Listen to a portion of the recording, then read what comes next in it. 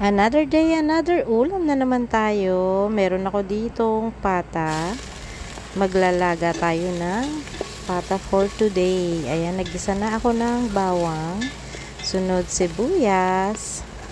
Maraming bawang at maraming sibuyas. Hanggang sa lumambot yung ating sibuyas, susunod na natin ilalagay yung ating pata. Ganito rin ba kayo magluto ng nilaga? Ginigisa niyo rin. Kasi ako ginigisa ko talaga. Timplahan natin ng asin at saka ng paminta.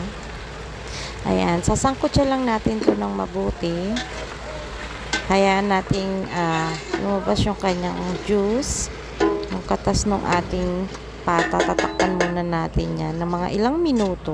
Ayan, pag nagtubig-tubig na yan at nag-brown na siya, pa naman tayo magdadagdag ng ating sabaw ng tubig. Naglalagay ako dito na ng mainit na tubig para mas mabilis kumulo.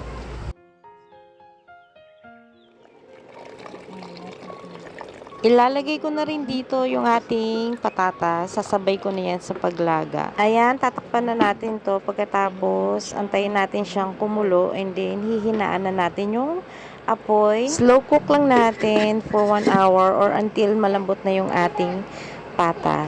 So, ayan, malambot na yung ating pata. Nilagay ko na yung ating saging na saba at saka yung siling berde. Pakuluan lang natin yan na saglit. Sunod, ilalagay na natin yung ating mga gulay. Ayan, kumukulo na siya. Sunod naman natin ilagay yung ating repolyo at ang pechay. Naku, ang sarap ng sabaw nito guys. Konting kulo, ayan, luto na ang ating nilagang pata.